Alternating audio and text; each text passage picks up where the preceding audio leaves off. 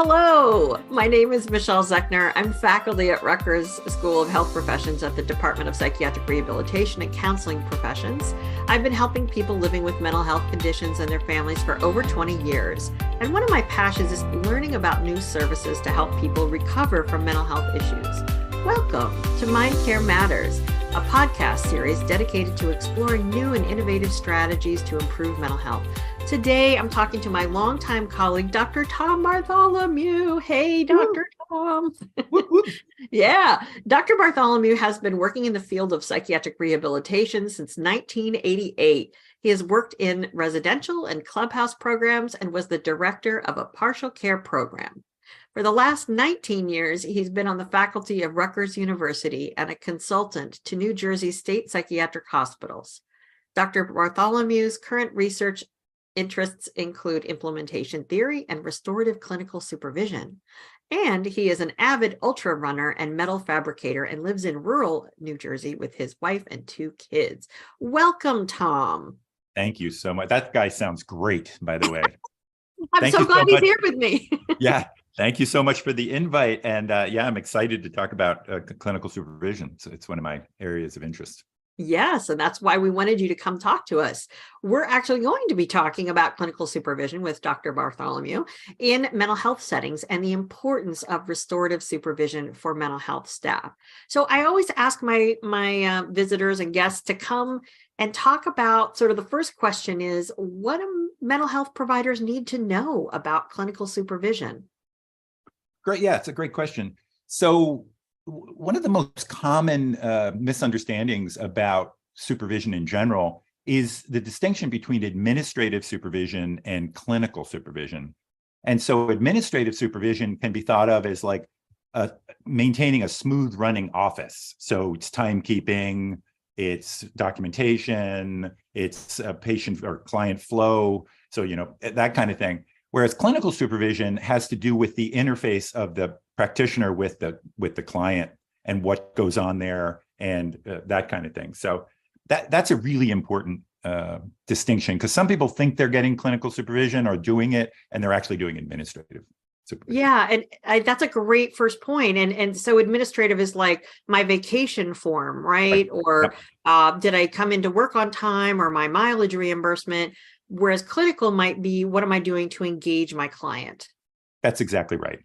Yeah, I have a wonky definition of clinical, which I like very much. I'm going to read it. Clinical is applying objective and standardized methods to the description, evaluation, and modification of human behavior. So that's really helpful for me, because when you're talking clinically, you want to talk about what is a standard method to address this problem. What's the evidence, and we'll get into some of that. But so that's a big difference than your time off, request. Yeah. Oh, that's very helpful to kind of operationalize it in that kind of way. So it's that relationship between the person and the people that they're helping, or the service recipients. So can you talk about some of the more common models that are out there of clinical supervision? Sure. There's really, you might call them families of models, right? Mm-hmm. So there are developmental models, which are for folks entering the field to develop a mastery within the field and learn the ropes, you might say. So those are very common. And in fact, many people think that that's what it is, that it's really to orient new people. And then there are some, this is a big word, but isomorphic models. Woo! Okay, I think you win the prize for the fanciest word, Tom. Thank you. I'm here till Thursday. Yeah, so an isomorphic model is a parallel model, meaning if you're trying to apply cognitive behavioral therapy, you use the principles of cognitive behavioral therapy as the supervision, as the model of supervision. And you can do that with almost any therapeutic model can become the model for supervision. So that's really common in psychology, more so than psychiatric rehab or counseling. Okay. So to answer your question, those are the broad classes of models. One of the big issues and problems in the study of clinical supervision is there's too many models and too little science. In other words, there's just hundreds and hundreds of models. And in fact, in the mid 80s, a researcher called for a moratorium on new models of clinical supervision until anybody tested any of them, right? So wait, they said, stop the madness. Do not have any more of these models of supervision until we test them. Exactly. And I think what we'll get into in a little bit is they really haven't, we haven't come down on, some basic models that have been well tested. And it's a big problem in the field of clinical supervision. So I know you've looked at this for years, and I respect your work a lot. What are the models that you're sort of heading towards or leaning towards that you feel are most helpful for people in psychiatric rehabilitation or in the mental health field in general?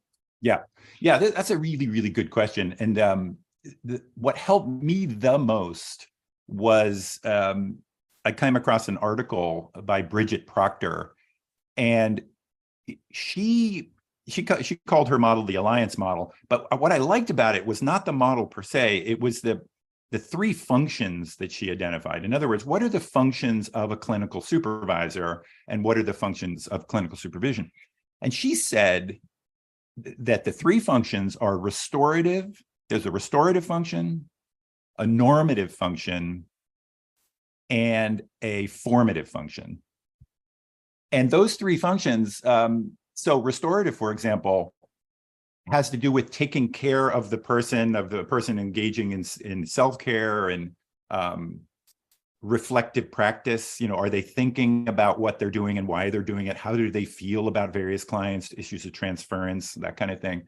And that's a really critical aspect of clinical supervision, where the practitioner is engaged in a therapeutic use of self. In other words, they're part of the curative engine of this process. And so we have to think about how are they doing, right? And this is the restorative function. Right. So the restorative function of supervision, can you talk about some, and that I think is an important place to just drill a little bit deeper, because that is really important for mental health providers. I know many of us have gotten really burned out. We're really struggling. Things are really hard post-COVID. Can you talk about some of the interventions, the outcome of restorative supervision that you've seen or read about? Yeah, it's a really good question. So when we look at the science of the study of clinical supervision, the one area that is the most maybe not understood, but the well documented are the benefits to the supervisee of clinical supervision, meaning that you can help people reduce or prevent burnout and compassion fatigue. And the way you do that is to give people a place to be vulnerable and to talk about their experiences. I heard recently something so interesting. A guy said, if you hit yourself with a hammer if you hit your thumb with a hammer, you can't be present for someone else, right? If you're in that kind of pain, you're all about yourself. And so imagine a therapist who's really in pain and not doing well. They need support around the difficult kind of work that we do. Mm-hmm. So that was really helpful. So there are two large studies on burnout in mental health. And surprisingly, at least to me, what I took away from those two large meta-analyses is that most things help. In other words, just addressing staff support and concerns about how our staff doing seems really helpful. So there's no magic pill. It's not that it's any one thing, but it's just going there, talking about it, allowing the person to be vulnerable. Wow. So just kind of showing up for the staff, mental health staff, really is helpful from a supervisory perspective. So the models are helpful in giving us some direction, but really you're saying that almost anything where the organization or the supervisor is like, I care, I'm here for you. Exactly right. Yeah. And I think in these very often mental health settings are really time pressured. And you have people that they don't go to the bathroom, much less reflect on how they're doing, right? And they don't eat lunch, they don't take drink breaks. Water. Yeah. No, I think so that function that the restorative function of clinical supervision is really critical. So as I mentioned, there's restorative, formative, and normative. Mm-hmm.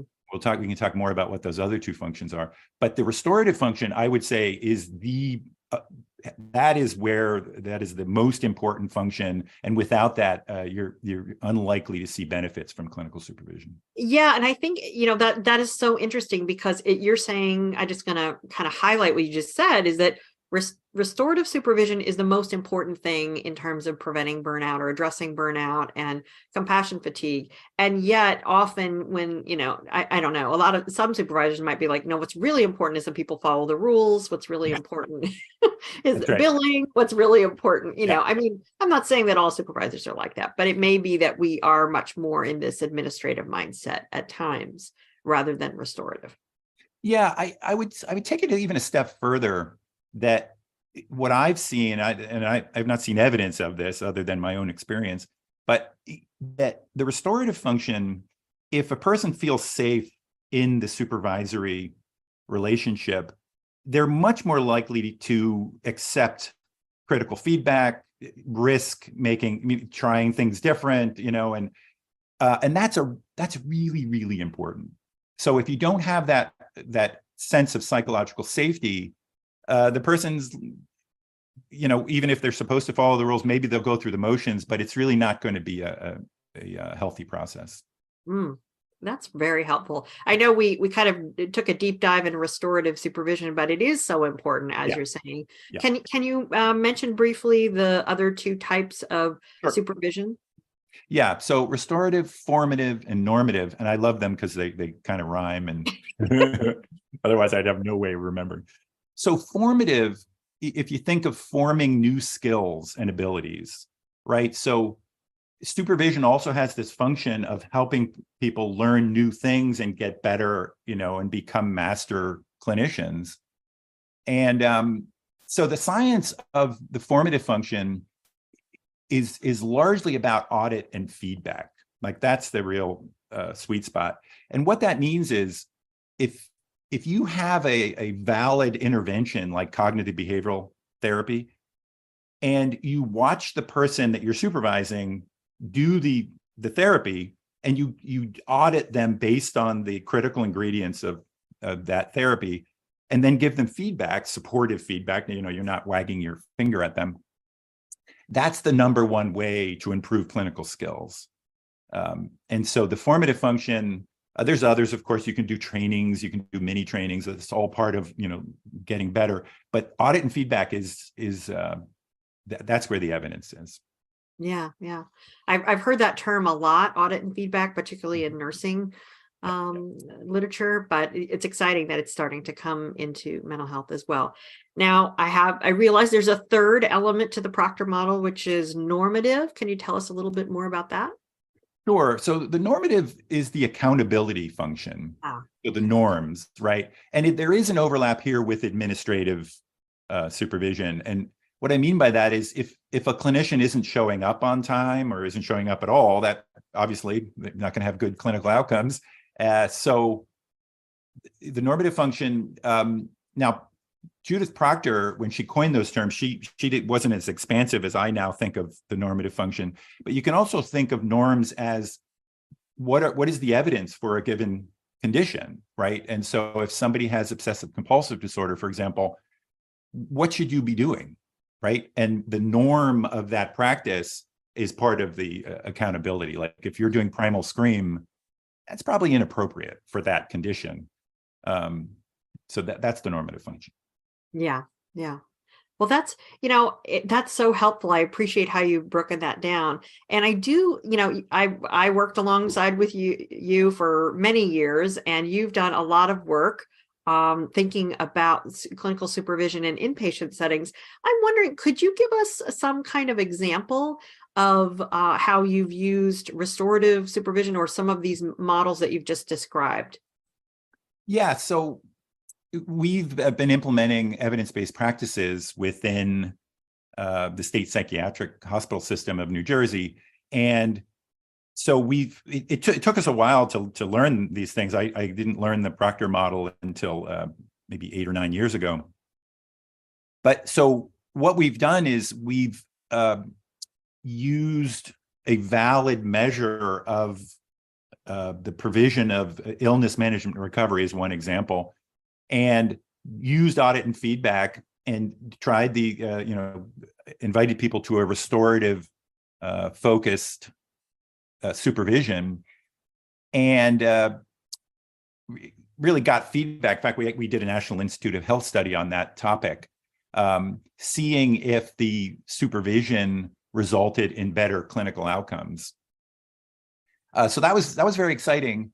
And the other thing that occurred to us kind of as we began looking into clinical supervision was the need for the supervisors to receive support. And so we developed what we call meta supervision, which is a similar process for supervisors where the focus is best practices in clinical supervision. Instead of a clinical intervention, it's best practices in clinical supervision.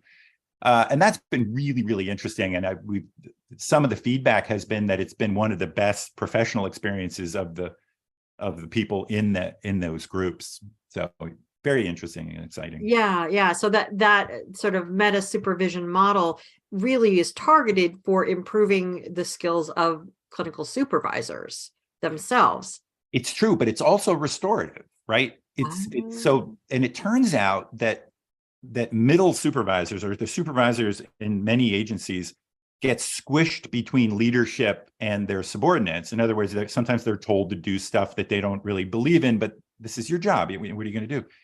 And so it was uniquely helpful for that group of people to have a place where they could go and be honest. And I just want to take one kind of step back, that in the literature on clinical supervision, it says one of the big problems is the tension between psychological safety and accountability, between the restorative function and the normative function. I'm going to hold you accountable, but I want you to be safe, feel safe. And so one way to address that is to have the supervisor not be the administrative supervisor for the person. In other words, you're just the clinical supervisor, right? And what that can do is allow an element of psychological safety, because it's not the person who's going to be disciplining you or doing your evaluation. It's a clinical focus. Right. No, that makes perfect sense, that you would have sort of a separate person offer the kind of normative or the administrative aspect of the supervisor versus the clinical aspect, which really requires good self-reflection and dialogue. Yeah, no, this is really, really cool. I'm wondering, I know you've had years of experience doing this. Have you seen any limitations to these kinds of models, like offering restorative supervision, or like, can you speak to that a little bit? Yeah, so there's interesting research about the dangers of clinical supervision, and they seem to occur when there's a mismatch either with the theoretical approach, like I don't believe in cognitive behavioral therapy, and yet I'm being forced to do it, or one of the keys of effective supervision is the relationship between the supervisee and the supervisor. And so if that relationship is not good, if it's sour, for example, it can really harm the supervisee because of the imbalance of power, right? Mm-hmm. So I think that's one limitation. The other limitation, as it relates to burnout, is that sometimes the job design, in other words, what the person's expected to do, is so out of balance. In other words, it's too much, that there's no amount of restorative supervision that's going to change that. And the person needs to leave that job or advocate to have the job changed or whatever. But so you got to be careful about blaming the victim of, like, it's not always about self-care. Sometimes it's about your job sucks, right? Well, right. Or that you have, that you're so short staffed that you're taking on taking on the job of 3 people because there is no one else doing the job. Though and I've received that feedback from, especially now after COVID, the retention issues, and it's really, really, it's difficult. Really tough. Yeah. Well, thank you. I'm wondering, can you speak to any new and emerging areas of this topic of supervision and clinical supervision? Yeah. So in preparation for this interview, I reread an article by Watkins, who reviews 25 years of He reviews reviews of clinical supervision. And he makes the point that what we're seeing now is a much larger focus on evidence-based practices, right? And the supervision of evidence-based practices. And in fact, part of my work is now focused on intervention-specific clinical supervision, intervention-specific. In other words, this supervision is just for this program. It's not a general thing. It's a real focus on the critical ingredients of this, cognitive behavioral therapy, for example. So that's by far the biggest change in the world of clinical supervision. Mm-hmm. That's very cool. And the other area that I've seen, and also is, I've done some work with the Academy of Peer Services in New York, and they're talking about clinical supervision of peers and offering clinical supervision of peers from non-peers. And I think that that's also kind of an emerging area that we should keep our eye on as well. But again, that kind of goes back to what you were just saying, which is it should be really focused on the intervention itself and targeted to what the intervention outcomes are. If you're going to do CBT, or if you're going to have peer support or peer supporters, or if you're going to have a skills training program, you want to, or employment or health and wellness, whatever you're going to do, it should really be targeted to, the supervision should be targeted to that area. That's exciting. Yeah, I think that's exactly right. And that long-winded definition I gave of clinical, applying objective and standardized methods, is exactly what you're talking about. In other words, the days of going in and just winging it and doing whatever you want in a clinical setting are gone, right? Or they should be gone, because we now know that certain things work better than other things. And that's true for whether you have a PhD, an MA, if you're a peer, it doesn't matter. There are things that can be really helpful, and we should be using that. We owe it to the people we work with to use those objective and standardized methods when they work. Yeah, absolutely. Well, Tom, this has been so fun to talk to you in this realm. I'm wondering, how can people learn more about this topic? If someone wants to know more about clinical supervision, where could they turn? So I'm currently the director of the Institute for Inpatient Psychiatric Rehabilitation at Rutgers University. And we have a website with, I think we have about 40 free trainings across a variety of topics, but some of those topics are clinical supervision. And you can check out our website. And I think how can they find their website, being that we're on a podcast? We're going to send it out. No, so I have a companion blog, and you can, in the show notes for today, I will have the link to that website where you can access those free trainings. And we'll also have some additional resources. So the references that you're citing, like Proctor and some of the different articles, we'll make sure that we have those listed. Anywhere else that you would recommend that people turn to learn more about clinical supervision? Yeah, it's a good question. As I mentioned, one of the big problems in this area is that there's hundreds and hundreds of models. And so it's overwhelming. If you were to type in clinical supervision and get a Google search, you'll get 5,000 hits.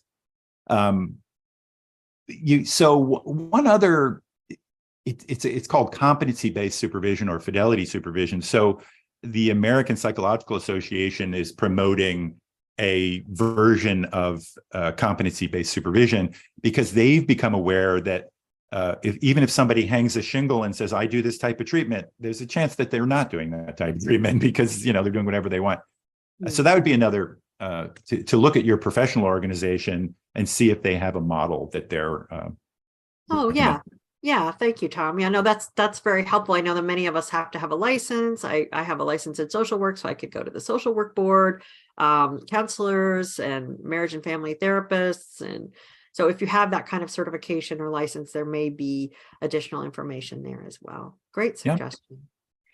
Well, any last words you'd like to offer about clinical supervision, Tom? I have been excited about this area for a long time. And the one thing we didn't talk about is clinical supervision used in implementation, right? The implementation of programming and that kind of thing. So maybe if we have another opportunity to talk, we can get more into that, because there's a lot there. Yeah, and that is, I would say, would you agree that that's a new and emerging area of clinical supervision, is using clinical supervision and partnering with implementation science? That's exactly right. Yep. Yeah, no, and that's a great suggestion. Well, thank you, Tom. It's been so lovely to talk to you in this way. I really appreciate your time. And I think hopefully we've given our listeners some food for thought about clinical supervision. Great. Well, thanks for having me. Yeah, this was fun. Good talking to you. This podcast is a production of the Northeast and Caribbean Mental Health Technology Transfer Center at Rutgers University, and made possible by funding from the Substance Abuse and Mental Health Services Administration.